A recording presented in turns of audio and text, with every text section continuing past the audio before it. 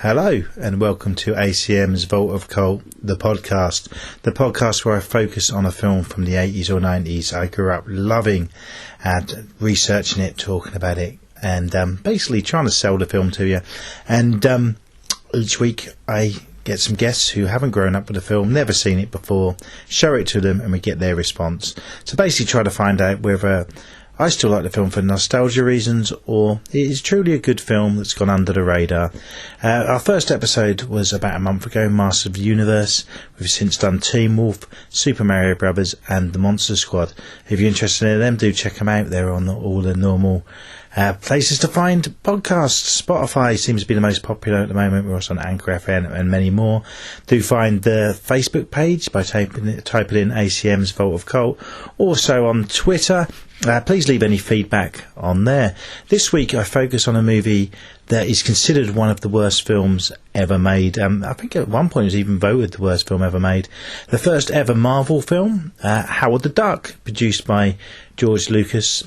This film famously bombed and terrible reviews and actually ruined the careers of the director and one of the producers. But when I watched this when I was probably about 8-9 years old, I loved it. I didn't realise anything about the bad reviews. I thought it was a fun duck-based action comedy, and to be honest, my views haven't really changed much of it. If anything, I might like it a bit more now. I'm kind of a bit defensive about the film, really, as are a lot of people. It's gone on to become a bit of a cult classic. So I showed this to 3 friends who hadn't seen it before, and this is the conversation we had about the movie.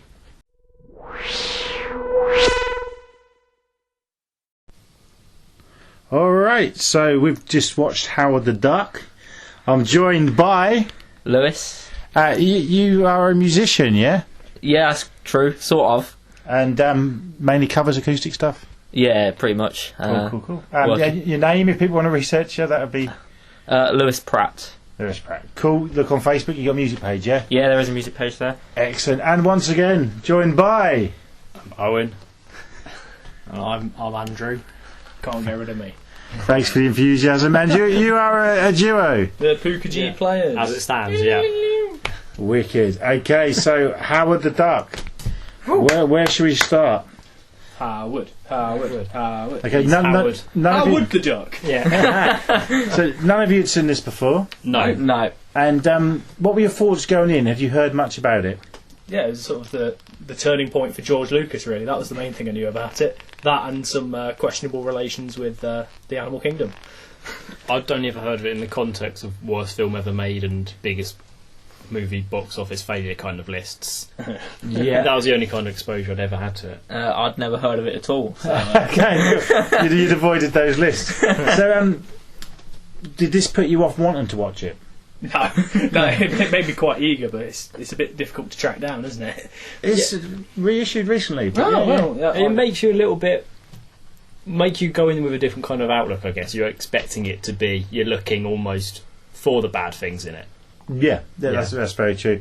And as you never heard of it, we'll avoid that one. I read some reviews and, well, that's one thing we should start with, actually. The reviews... it got reissued, I think, end of last year. That's on Blu-ray. And magazine I read, SFX magazine, still to this day gave it 1 out of 5. And then the special features on the Blu-ray got something like 4, because a load of commentaries and making-of and stuff. Personally, I think that's just unfair. I don't think it's that bad. It doesn't really seem grounded on anything either. But I suppose we'll get to that. But yeah. Because the character is Marvel, Marvel's got big. He had a cameo at the end of the first Guardians of the Galaxy. There's talk of a revamped TV series. The comics have started again because it was Marvel and sort of stopped after the. He's in Endgame as well.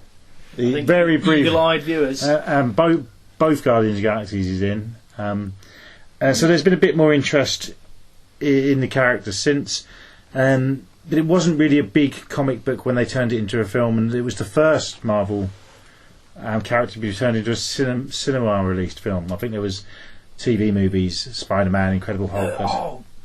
Can we do a quick them 70s Spider-Man films are great, aren't they? The ones that are more like kung fu films where he just happens to be in a funny outfit. Yeah, I love them. He wears like saggy pajamas. Yeah. Spider-Man Strikes Back and all that. And that was because of things like that. I don't think there wasn't the kind of respect for comic book films as there is now. Yeah. So that didn't help it. But it was produced by George Lucas, who Star Wars, Indiana Jones, massive successes, and American Graffiti done was a huge hit, which was co-written by Willard Hayek, who is the director of this movie. Oh. And his Missus Gloria Katz. that's it. They're all that's a brilliant. mates down at some film college, weren't they? Yeah, and they wrote. Where's his wife? I don't know if they're still married. They were married at some point, weren't they? Yeah, when they made the film. Him and George Lucas. But the couple co-wrote, co-produced, and it's sort of rumoured, I think, that she co-directed as well. She's certainly on set a lot. Wasn't it rumoured they co-wrote a lot of the original Star Wars as well? Like a lot of all the edits now. When he wrote it, he'd give it to them to have a butcher's at. Yeah, so you can see why they got this film to direct, or he did certainly. Before that, he'd only done the horror film Messiah of Evil, a comedy drama called French Postcards, a film I've seen actually called Best Defence with Dudley Moore and Eddie Murphy. That sounds great. It does sound great, doesn't it? That was the film that came out just before this, or a year or so before, and it really bombed. And Dudley Moore was big after sort of Arthur, and Eddie Murphy just come off Saturday Night Live and done Trading Places. So this film should have been a massive hit, and it bombed. And then after How Did That bombed, he hasn't directed a film since. But I think done some TV movies and some other producing and that sort of thing. And basically worked with his wife, so she pretty much done the same thing. But you can see why he was given this film. Yeah. The directing style, I can't really fault the way it's filmed. It looks pretty good, really. Yeah. You're looking at me funny, Lewis. No. I think the way it was filmed was actually all right. Yeah, it was a pleasant surprise for what I deemed to be quite a not very good film. This is a rarity actually, where I'm talking to people about how the Duck and the person who doesn't like it's in the minority. I did not like it. I enjoyed the film, but I thought it was probably bad. Okay, but this is what we'll get onto at the end, though. Yeah. We'll but the music as well. It's done. Do you know who done it? John Barry, wasn't it? Yeah. Well, there's a lot of rewrites apparently by. I remember when we were watching it, you said it sounded like Airwolf. Well, the guy who did Airwolf actually rewrites a lot of those bits, like the microlight bit. Yeah, It's Sylvester Lovey. Something like that. Yeah, because he came on and most after the film had been edited the first time, I believe. The director producer team thought that the music was too old fashioned, so they got someone in to proper 80s it up. It's just jarring though, isn't it? We've got the sort of the bits that are obviously sort of John Barry, quite triumphant sounding stuff, and then kind of weird, slightly synthy stuff. Yeah, because it's kind of all over the place. I like all of it. Thomas Dolby writing the mishmash, songs isn't it? as well, isn't it? We've got one of the many. Is it Razzie Award nominations? Is that what it's called? Like the the Golden Raspberry. Yeah. Which it was nominated for pretty much everything, and Joint won that year, and it was actually in the nominations for the worst film of the decade, which I think, come on, I mean, it's the 80s. There was so much. But George Lucas, being the executive producer, he took a lot of the slack for the film, and he actually, after it didn't do so well, we'll say, had to sell off one of his companies, which eventually evolved into being Pixar. So possibly, if it wasn't for this film, we wouldn't have had Pixar. Ooh. So, Woody and Buzz can thank us, or us, thank George. So that's a sort of weird story that came out of it. And it seems like George Lucas just was adamant it would be a hit. And hubris, mate. Hubris. Yeah, and he was quoted quite recently in saying that. The quote came out again quite recently that 20 years later it would be considered a masterpiece, which it's certainly become a cult film. Yeah. And it has got a fan base, and getting larger as well, I think. And it could be because it is so 80s. We talk about the cast. Leah Thompson has got the main billing, and she'd come off the back of Back to the Future, massive hit. This was made between the first one and the sequels. Red Dawn she was in, which was huge. Space Camp, not Space Cowboys, that's Space Camp was a big hit. And then Some Kind of Wonderful was quite a big hit as well. And it was after this that her career started to go sort of downhill, when she was doing mainly kids type comedies like Dennis the Menace, Little Rascals, Beverly Hillbillies. She was in all of those. She's done a more adult comedy called Casual Sex, which bombed. And her career sort of went quiet till about 95, when she done the Caroline City sitcom, which was quite a big hit for the time. Oh, I read somewhere she did a quote where she had done this film before Some Kind of Wonderful. Okay. And she hadn't actually wanted to do Some Kind of Wonderful at all. She wasn't that interested. And it's only when this film looked like it was going to bomb, she's like, I better get another role in the bag quick. Okay. Or my career goes completely down the toilet. Yeah, and Some Kind of Wonderful probably did come out just before this, didn't it? I couldn't tell you on release dates. But Yeah, but I think it was made after but released before, because obviously that was more of a... That's John Hughes produced. So he knocks out in a couple of weeks, probably. Yeah, so... but she speaks quite fondly of the film now. She's one who sort of... I don't think it particularly affected her career, because she's had the comeback. Yeah. I mean, you look at the cast as well. Jeffrey Jones is the villain. No. His career went downhill. Rise of making. Yeah. But that was... for reasons we won't get into. I would say Google it, you could get arrested for probably doing that.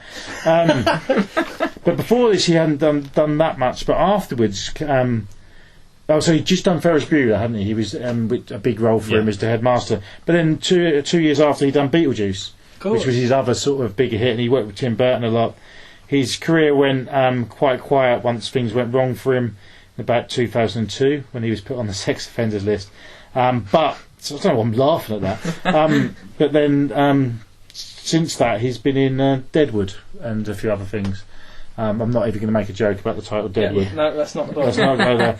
And Tim Robbins, who won, I believe, another one of the Raspberry Awards. Tim Bobbins. who played Phil. And this was after... The only real sort of hit he was in before was Top Gun. He was in that, but not a very big role in Top Gun. And his career... I mean, this was when he was on the way up, really. I mean, afterwards he'd done Eric the Viking, which was probably as big a flop as this. The Terry Jones comedy, which I quite liked, but not many other people did. And there was 8 different people credited for playing Howard Duck because of the animatronics. I think Andrew and I were speaking about it earlier. I think Jeffrey Jones was also... Station in Bill and Ted 2. Ed Gale was a station in Bill and Ted 2. Okay. So that was an interesting fact to find out. Yeah, that was, and I didn't know that. So there you go. Who will hear? Station. Got some work after it, because I think there's a Mel Brooks quote somewhere where he kind of wanted him for Spaceballs. He said anyone who's been in Howard the Duck can be in Spaceballs. There's things like that. This film got really slated and really panned.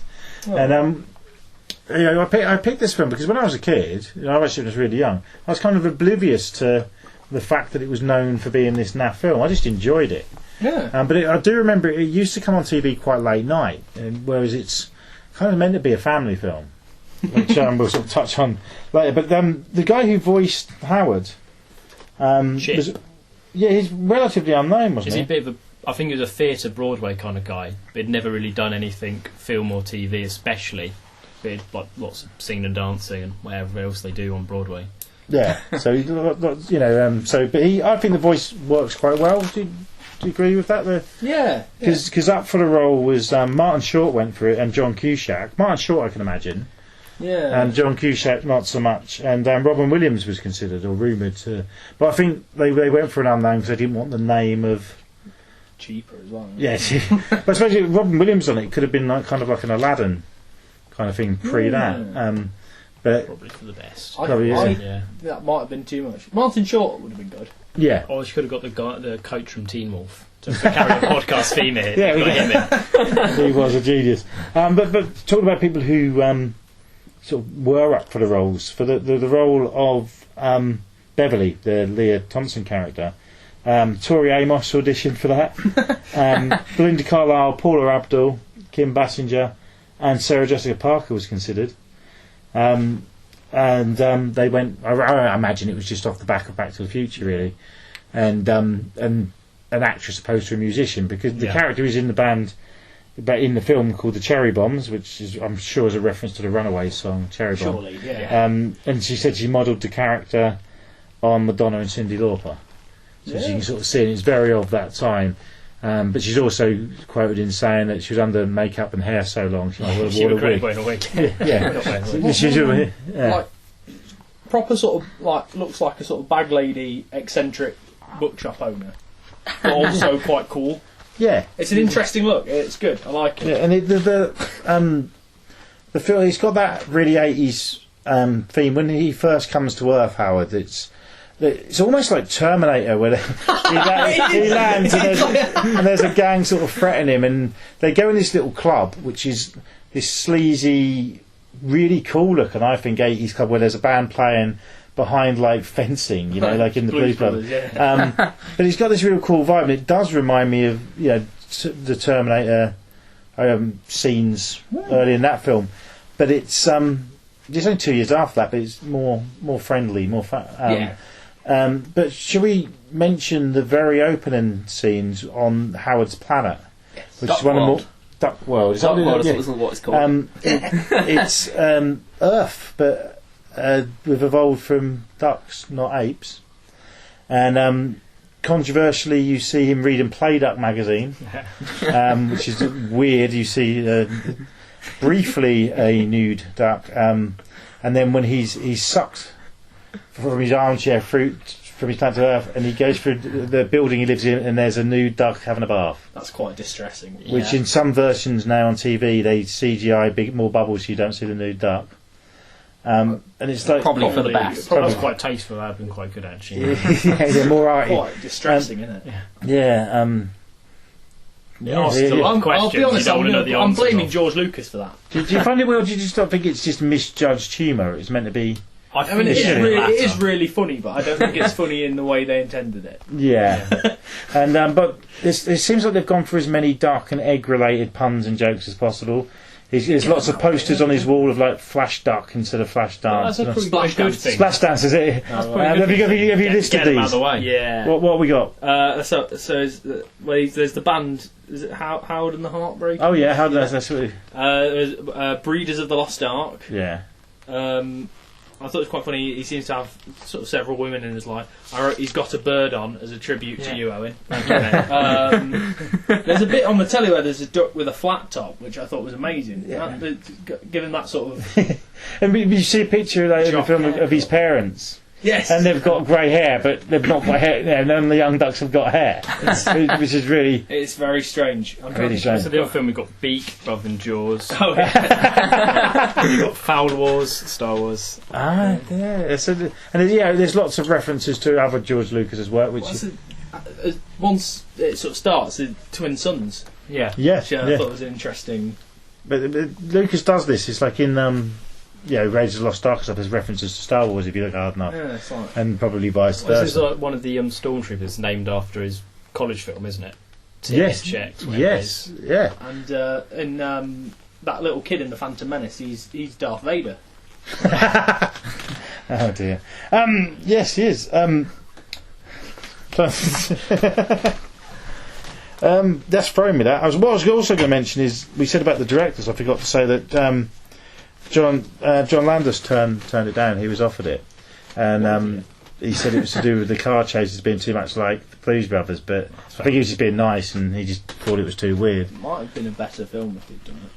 Not that there's anything wrong with it, but he was where it was at that point, wasn't he? Yeah, I mean it's kind of one of my issues with it, which is more now I'm older. I see it. It's like it starts off as this zany fish out of water comedy, and then it tries to turn itself into a sort of sci-fi action film.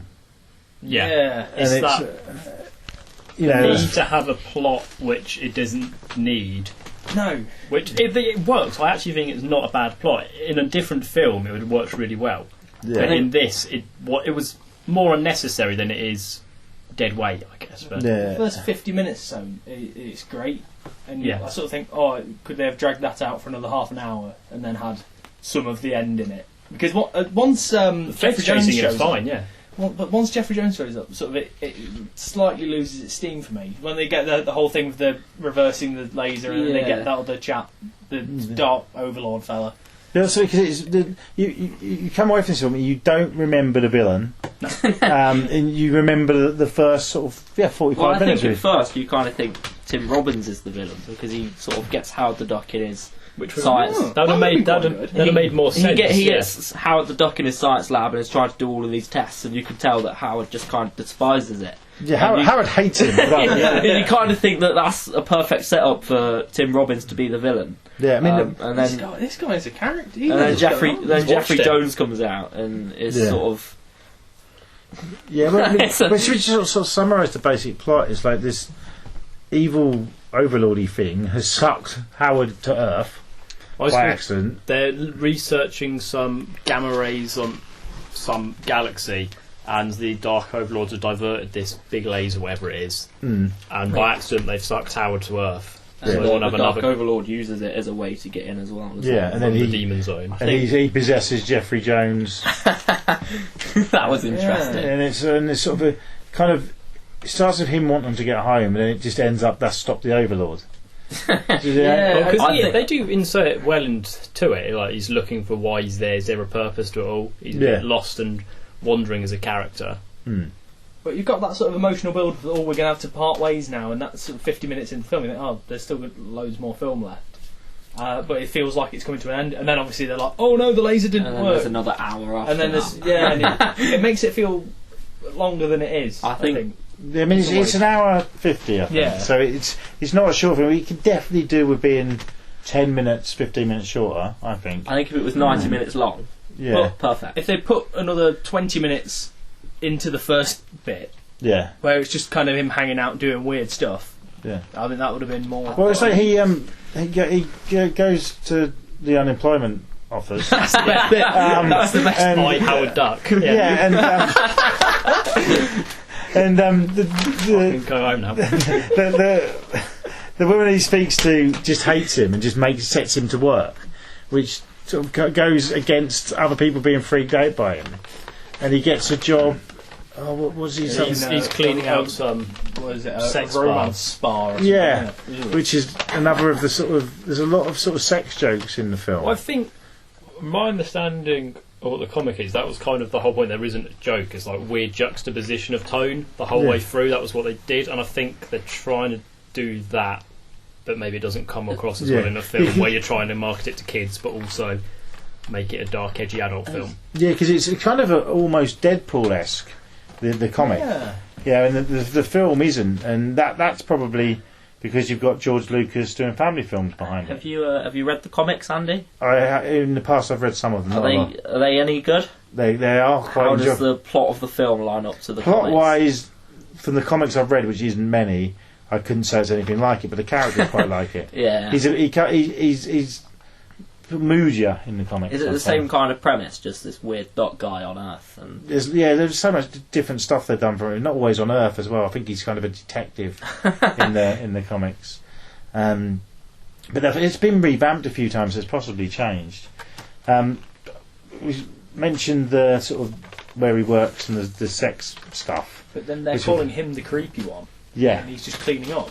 That's true. Around all these creeps. But a lot of people, it's kind of a Mandela effect. People think there's a sex scene between him and Leah Thompson in the film, and there isn't. It's close. It's close. But she's flirting with him and freaking. There's a brilliant bit where the feathers on his head sort of go up in a sort of mime type way. But if you watch it, it's her messing about with him. They're joking, but then she sort of. She was though. But then she kisses him goodnight on the beach as some people come through, and they see the silhouette and kind of carry on camping through the camp style. I think. And but it's loads of people I've spoken to are like, oh, she sleeps with a duck, and it's a joke. I think by the end of the film, though, when they've. You think that's on the cards? Yeah, I think that's on the cards. Sort of towards the end of the film when they go backstage together. In the comics, he's got a human girlfriend. It's probably the same character. But that's kind of the darker edge of it. It's just stupid. Which I think can work in a comic book. It's like in Tank Girl, she dates a kangaroo. So I think it's because it's. I think one of the problems is that the comic and the characters are more adult than what this film wanted to be, and it was a PG when it first came out. It's a 12 now. That's about right, I think. Yeah, I think and it's like you're going to touch on is like what is the audience for this film, and that might. I think that's the audience where that is tone weird, comes. but Well, it's our space. It's the audience. But it was clearly aimed at people like him. I think the audience is whoever looks at those worst films ever made list, really, isn't it?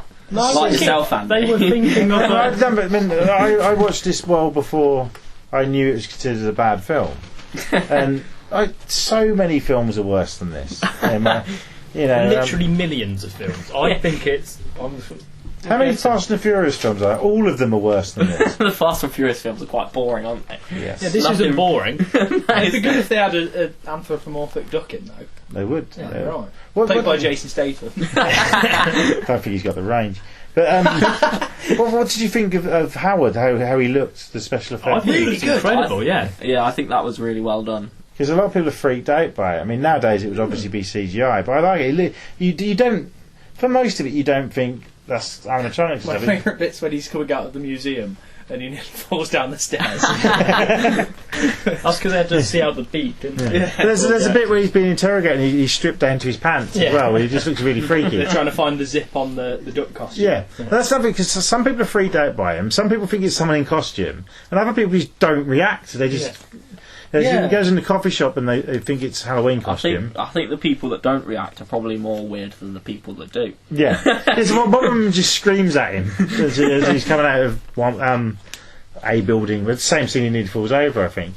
But yeah, I think the duck looks really good. I think the effects in general are fairly good. I think. I think the effects in general are good until the end, when the Dark Overlord comes out. I think that's stuff that dates more. But with the animatronics, I think they were developing them literally as the film went on, so they had to go back and refilm a lot of it. Yeah. Yeah. And they had like a kid in a suit at one point who was really uncomfortable, and there's stories about that. Are you sure John Landis didn't direct it? No, the kid survived. Oh no! So, but if John Landis had done this, it would have been a totally different film. I think it would have been darker. Yeah. It'd probably be more like the comics. Yeah, and he's got that humour of American Werewolf in London, especially where he could, but you can see why he didn't do it. But then there's some action scenes. The glider scene. I really liked the glider scene. I think that was one of my favourite scenes in the film. Fly the glider in something, didn't they? Yeah. Because there was no other way of doing it, so they literally, you're going to have to learn how to fly a glider in a duck suit now, mate. Off you trot. Yeah. So the action sequences are quite fun, I think, but not necessarily needed for the plot. I like all the bits where he's doing his quack foo and stuff, and beating up them weird 80s Grebo types. And, kicking. But quack foo, why not duck foo? That would have worked better, wouldn't it? Take that up with Comic Man, I'm guessing. I'm gonna be writing a strongly worded letter about that. Yeah. I'm gonna do puns, at least sort of do ones that work. Yeah. So, but that's it's very pun heavy, the whole film. Yeah. That might put people off. I think that maybe helps though. It sort of helps. It's part of his charm for yeah. And but does all the humour work? I think a lot of the humour does work for the film that it is. There's bits where you're like, is that really necessary? But I think most of it, you're like, oh no, that's actually quite funny. Yeah, I mean, I think it is a lot of it. We're going back to kind of the tone again, maybe, but it's trying to wedge that kind of comic book style of thing, maybe, into a film. Maybe they just didn't know how to do it. I guess, as you said, it's one of the very first ones to do it. Yeah. But you get some quite an awkward subject material in a way, not like Superman, which is just it is literally a piece of paper. Yeah. Why was Howard the Duck the first Marvel adaptation they went so the first Marvel adaptation, and you're going to chuck a sizable budget at it with lots of special effects, make it a character no one really knows about, or a really uneven juxtaposed tone with a small audience that ship loads of money at it. Yeah, they put $37 million into the film, right? That was the budget. 33 million. 33 monster million. Oh, was it? No, you're right. 37, and the box office was around 38, wasn't it? Yeah, globally, I think. In the end. Globally it was basically 37.9 million. It made worldwide. In the US, it made 16 million. But some of the other films we discussed didn't make any money. Like Monster Squad, like we did the other week, you could have made 3 Monster Squads for this, couldn't you? Yeah. If they had made 3 months, I'd pay for that if I had the money. But If you had 30 million quid. but even before it came out, you mentioned that Leah Thompson thought it was going to be a massive bomb. Yeah. After a test screening, Universal producers have. I can't read my handwriting off again. I've got to type these notes up. 2 Universal producers had a fist fight, blaming the other one and who greenlit it when it was probably both of them. But now I could see you selling this film to a studio. It's Marvel. Marvel wasn't money for films then, as we mentioned earlier. So nowadays it would probably go down quite well. But it must be the weight of Lucas behind it. Must have been. And another thing apparently he was angry about a few years later when Ninja Turtles was a hit. He seemed to not understand why that was a hit and this wasn't. Personally, the comic and cartoons were bigger. There was no cartoon of Howard the Duck. And the film was more sellable in general. Much clearer marketing for kind of their family market. Better film. That's not to criticise Howard the Duck, but I mean, Ninja Turtles film is the original one's really good. Clone aside, I think they're as good as each other. Personally. No, you are wrong. Do you think if there was a Howard the Duck cartoon, it would have helped make a film? Yes, definitely. People would know we're getting was. one soon, aren't we? Kevin Smith. Apparently so. He's doing the Master Universe one. That looks good as well. Maybe he's doing a cartoon on every film with Squad. Oh, that would be fantastic. Just the Mario Brothers one. That's right. That'd be good. I still need to watch that film, to be fair. Yeah, you should. You've obviously heard the podcast about it. I have. Yeah. Oh, he has. Damn, I was going to check it out. Yeah, but if you guys listen and haven't, please do. It's you'll find it online. Plug. So they sort of knew that it was going to get bad reviews and flop allegedly. I don't know about the marketing when it came out. Maybe they pulled a lot of it because they just thought it wasn't going to do well. The same sort of thing happened with Masters of the Universe. There was a soundtrack which I'd love to own, and I can't get hold of it anywhere. Because the songs were written for the film. I love the theme, How the Duck, what he sings at the end. That's a great song. That's a banger. And the songs the band sing, I think, are quite good. But I'm into that sort of 80s sort of rock stuff. It's got a good voice. Yeah, and it was her singing. Yeah. And the others were real musicians as well. And that's another thing they could have, if it was a hit, they could have sold more on that. But it's perfect for the action figure line and the villain thing at the end, which always reminds me of at the end of Coneheads. There's a sort of CGI villain that looks just like it.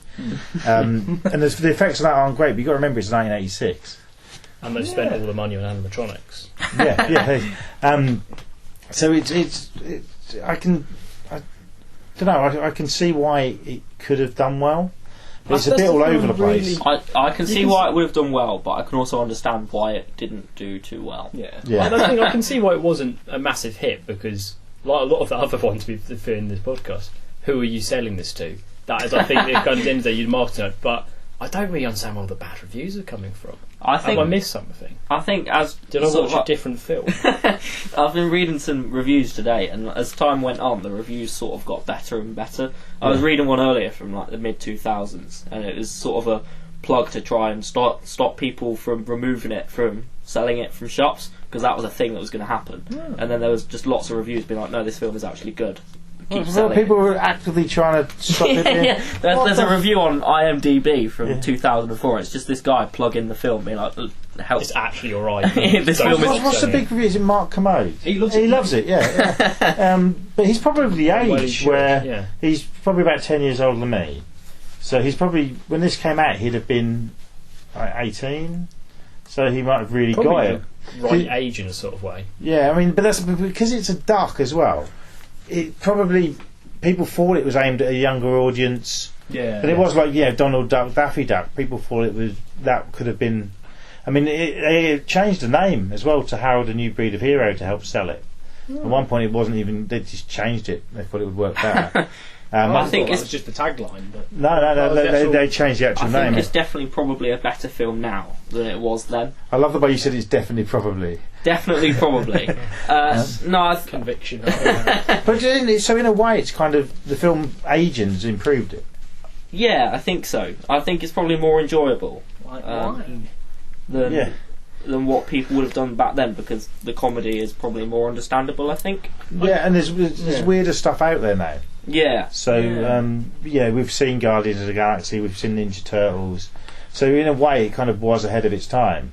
But I think for what it is, there's kind of too much innuendo and sex humour in it. Duck prophylactics. Yeah, he's got. Owen the sicko did some research to see if they'd have been appropriate. But that's what when they get the we're all going to be his proper name, the Rubber Johnny, out of his wallet. It looks like it's been used as well. It's not in a packet. It's not in a packet, is it now?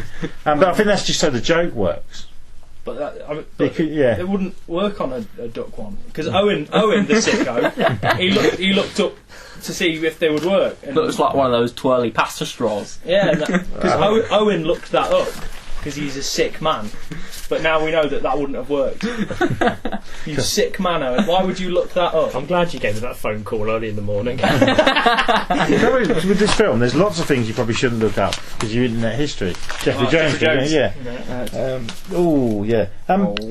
I want to talk about Tim Robbins' performance. It is his like best his film. jacket. I'm not lying on that. It is his best film. I think he's kind of likeable in it, but towards the end he just gets silly. I don't think he can do the.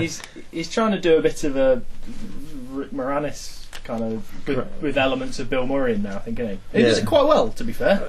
There's a certain scenes where he's doing bizarre facial expressions which don't work for me. You can tell it's a paycheck to him, and I think he has said that when he looks back on it fondly. It's because he got paid loads of We money. haven't really been in anything else, had he? It was Top Gun. Foot in the door, wasn't it? Yeah, he's It's probably. better than Top Gun. Yes, it is. Name a film he's been in that's better than this.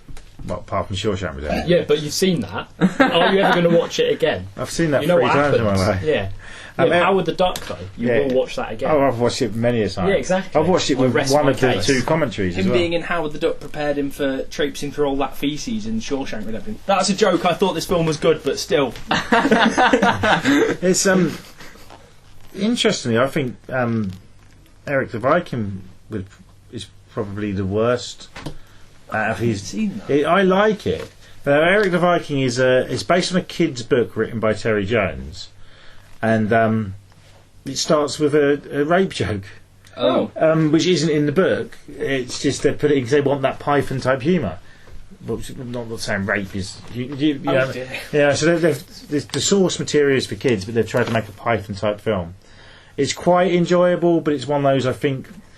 With a lot of these films, I've rewatched them and actually liked them more than I did when I rewatched that. It was under consideration for one of those. I still might, but I didn't. I loved it as a kid. Yeah. But then when I watch it now, I don't love it as much. Whereas most of these films, I do. Yeah. Or all of them, I do. Especially Howard the Duck, and I think one of the reasons I like it so much now is people tend to hate it. And I don't think that's justified. You like it out of spite. No, it annoys me more because I think that's a good joke. You should take me under your wings. So yeah, I mean it's also like, people like Mark Commode stick up for it, and he's named after a toilet. The point he made, he liked the fact that they were willing to spend so much money on something so weird. Yeah, which is cool. yeah. And you wouldn't get a risk like that now, but probably because of films like this. The only people who could do it are Marvel because they've got sort of 10 years worth of goodwill built up. But strangely, WandaVision. they still, and probably because of this, maybe if this film didn't bomb, we'd have had a Howard the Duck film from them before now. Because the character's quite liked. You still get action figures and stuff of him. An actual character, like most Marvel ones as well. Yeah, That's got something to say, and he doesn't just walk around throwing CGI across the That's screen. that thing Alan Moore said, wasn't it, about that with DC characters they were one-dimensional and Marvel managed to make them two-dimensional. So maybe Howard the Duck is three-dimensional. Possibly. Just about. Yeah. The end. Do you think it was left open for a sequel? Kind of was. Yeah. I think so. He stays on Earth. But it was one of those, they can do more, but they're not expecting to do more, I don't think. Because what's he going to do next? Unless they want to actually end up making the first half of the film again. I think the It's been quite good, I think actually. if they did a sequel, it'd be Howard taking Leah Thompson to Duck World and them just goofing around there for a bit. It'd be about them going on tour. Yeah, well, that's Yeah, he becomes the band's manager after he beats the crap out of the original manager. It's like the Santa Claus, isn't it? And he starts off by just really wanting to get home.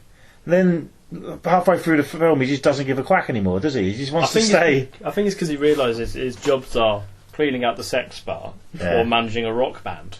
Yeah. And of Both of those jobs sound pretty great. And also, they go from playing like a dingy little club with hardly any people in it to as soon as he manages them, they're playing like a theatre. He sort of knows what he's doing, doesn't he? Yeah, he's quite a together guy, isn't he? Yeah. And he's also been in a band in his time as well. Howard and Heartbreakers. Yeah, and he dropped out of med school as well, so he knows a thing or two. And he plays a tiny little Kramer Beretta. Yeah. That's you, Lewis. We mentioned that he's probably got a few ducks on the go. I like at the beginning where he gets there's 2 phone calls, one from a girl he's sort of trying to pull, and the other's from his mum nagging at him, which is kind of gives it that sort of light-hearted feel that it needs. And this is the thing, because it's that sort of humour, but it wants to be dark as well, and that may be where it doesn't work. Yeah, it is a bit of a sort of mismatched in that regard, isn't it? Yeah. One thing I will talk about, and we've sort of tried to sway from it, but I actually think Jeffrey Jones's performance is pretty good, because he's good at that when he becomes evil. Yeah, I don't buy him until then. No, he's boring. He's nothing until that. Affable science guy. That's not right. He's such a convincing git in Ferris Bueller. Yeah. Seeing him in anything else, it's distracting. So I think, but they've obviously got him to do the. Whereas, other actors would have been more likable to start with, but I suppose you can't forget he was even in it before he starts shooting. Light but he does that weird sort of voice, and I think for that, maybe if he was just a villain and he didn't turn from being a good guy, it would work better. But I think when he becomes possessed or whatever it is, he's pretty good. The special effects kind of help. When he became possessed and he was all going like yellow in the face and stuff, I genuinely thought he was going to turn into a duck. That would have been great. I think that was going to happen. Yeah. But missed opportunity, I think. Yeah, I'll tell Lucas next week. But, have you tried writing to your local MP? That's going to be the top of the list of things you're going to say to George Lucas, isn't it? Yeah. Well, if I was to meet George Lucas, I'd definitely say I liked the film, because I bet he's quite upset about it. Mainly the money he lost. I'm sure he'll get over it. I get the feeling, as that the 3 of them, as they're all mates when they're doing it, I think it was one of those ones they'd all kind of, presumably I'm thinking, had read before. So it'd be one of those things they're kicking about, and then it kind of the opportunity to make it. And as it's George Lucas, he didn't stop to think whether it would actually work or not. Well, he tried to do it before Star Wars, didn't he? Originally, did he? Did he really? I read that somewhere. So I think that's probably why he's upset when people slam the film, saying it's crap. But he doesn't. I don't think he even cared it was successful. But I think he was so used to success. I mean, his student film done really well. Then American Graffiti, Star Wars, and Indiana Jones, and then this. But also, I was just thinking now, this is the first thing which was what's the word? A product almost without him creating it. It's something existed before. Yeah. Whereas he wanted. That's the word. Because he wanted to do Flash Gordon and couldn't get the rights.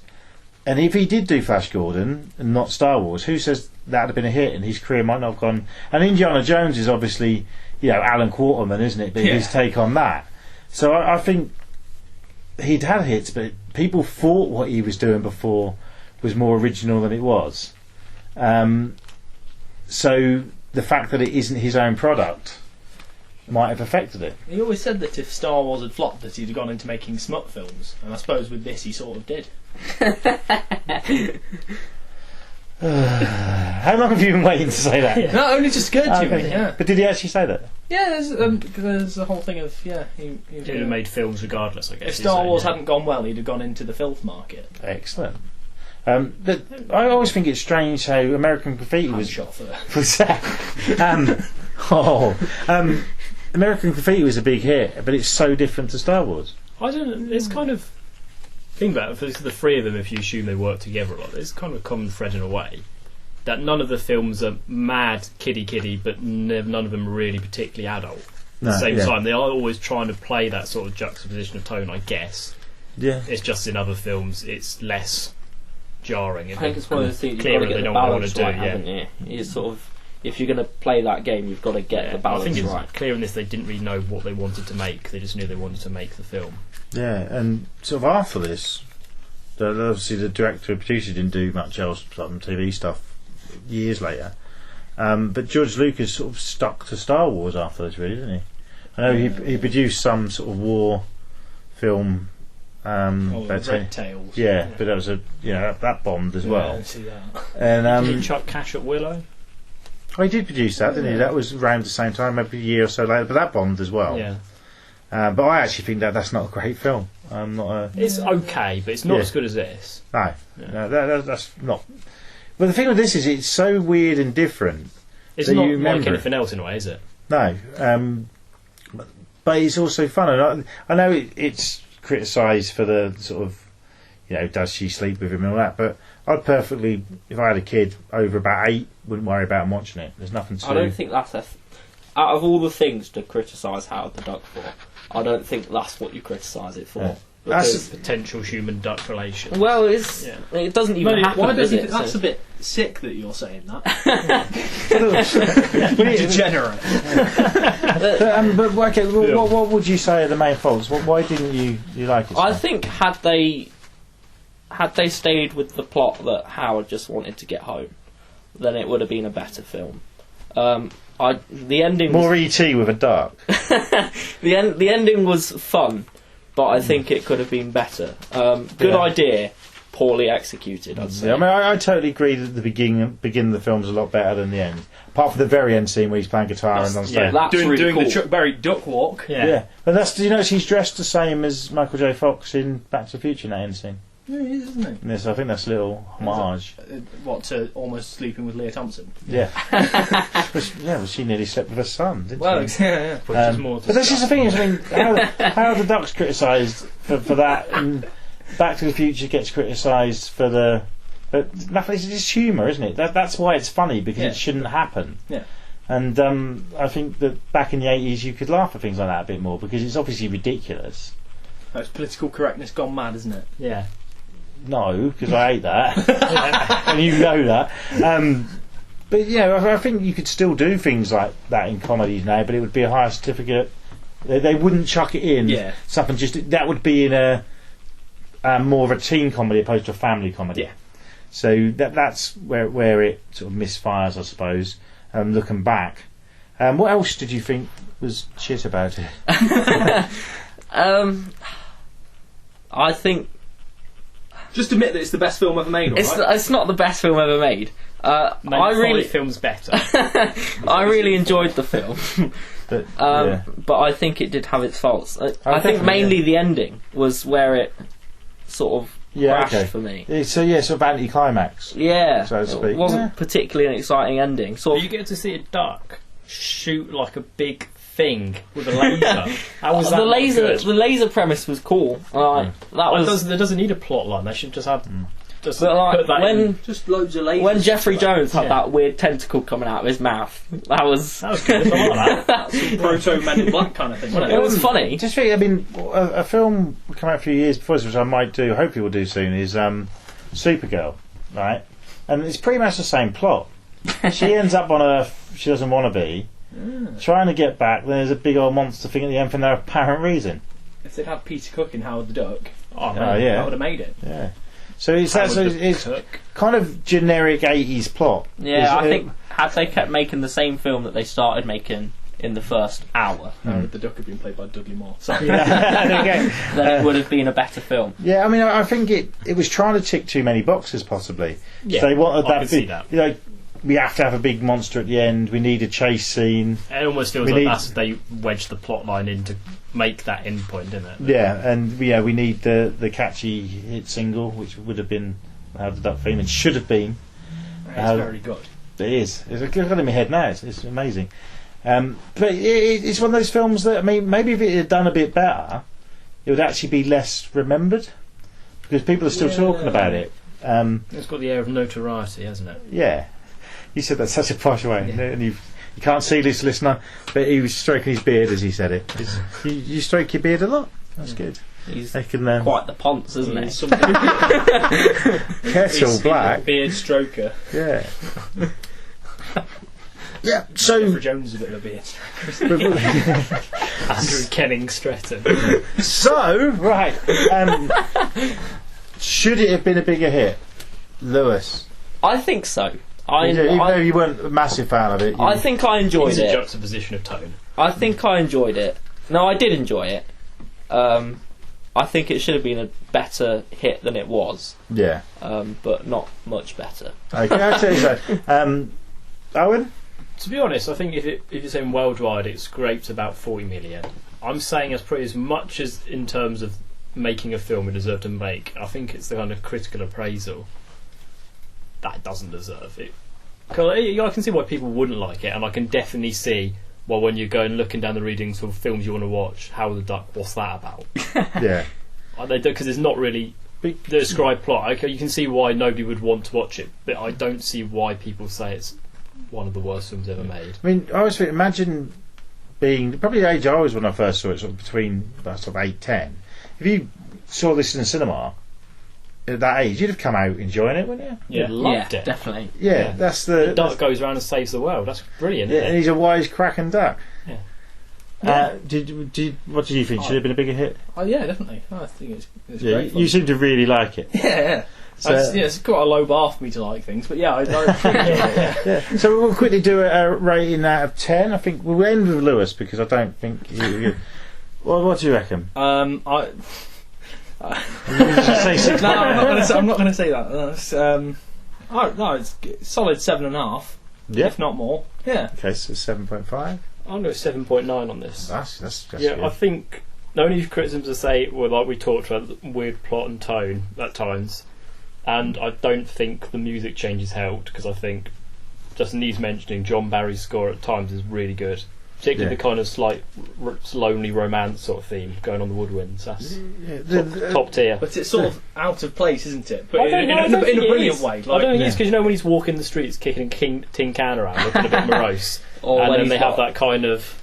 No, but the fact that the score is played straight in those moments makes it funnier. Or when he's just sat in a chair with a Really cigar good, in yeah. his mouth, that's quite good. Yeah, they do like a sultry kind of dance theme on that. Yeah, he Nice. just taps his Yeah. cigar in his mouth. 7.9. yeah. 7.9 is fair. Name It's it not better.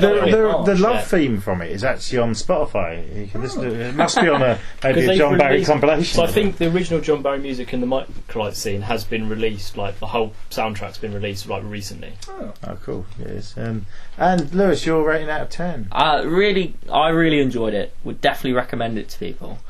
But I'd probably only give it a 6. That's probably higher than any review it got when it came out.